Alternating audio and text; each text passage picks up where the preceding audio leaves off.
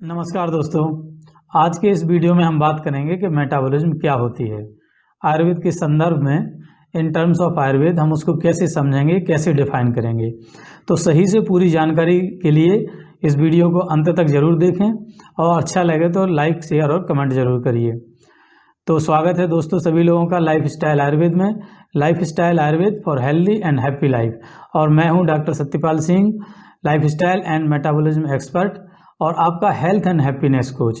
यानी मैं आपको बताऊंगा कि किस तरीके से आप आयुर्वेद का उपयोग करके एक स्वस्थ और सुखी जीवन जी सकते हैं, एक हेल्दी और हैप्पी लाइफ जी सकते हैं। तो इसी तरीके के अन्य वीडियो देखने के लिए हमारे चैनल को सब्सक्राइब करिए और सब्सक्राइब करने के बाद नोटिफिकेशन बेल को दबाकर ऑल नोटिफिकेशन भी ऑन कर लीजिए।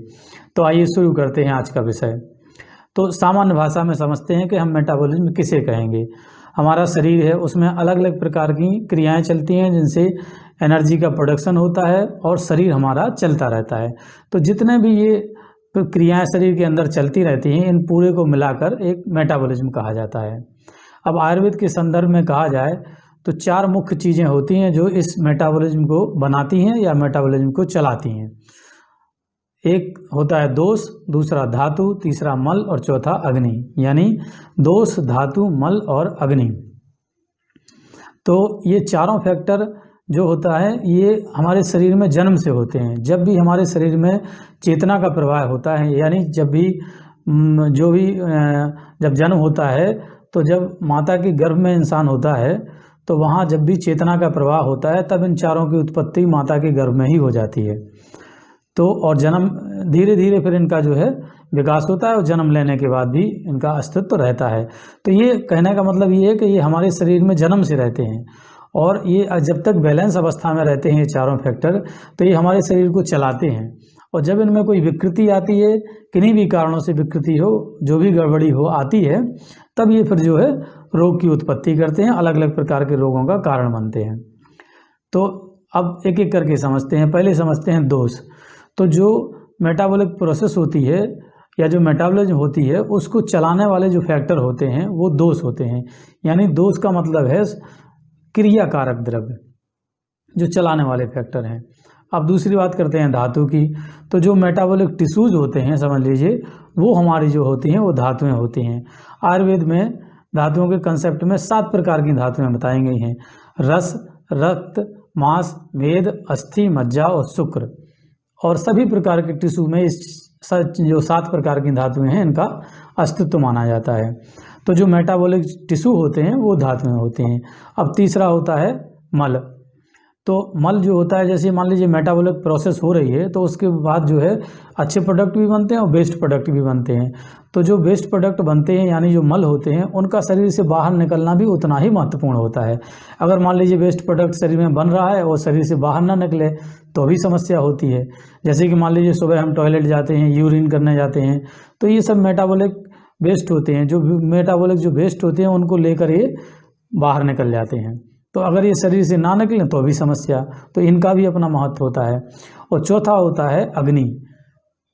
अब जो अग्नि होती है वो समझ लीजिए कि हमारी एक तो अग्नि हमारी वो होती है जो पेट में रहती है। पेट को आयुर्वेद में जठर कहते हैं, उसमें रहने वाली अग्नि को जठराग्नि कहते हैं। ये मुख्य अग्नि होती है और ये हमारे शरीर में जो भी हम खाना खाते हैं, भोजन लेते हैं, उसको पचाती है। और दूसरी अग्नि वो होती है जो सारे शरीर में जो समझ लीजिए कि जो एनर्जी होती है, जो मेटाबॉलिक एनर्जी होती है, वो हमारे शरीर की अग्नि होती है, जिससे हमारा टेम्परेचर भी मेंटेन रहता है। जो शरीर का तापमान होता है वो हमारी शरीर की समझ लीजिए अग्नि है। ठीक है।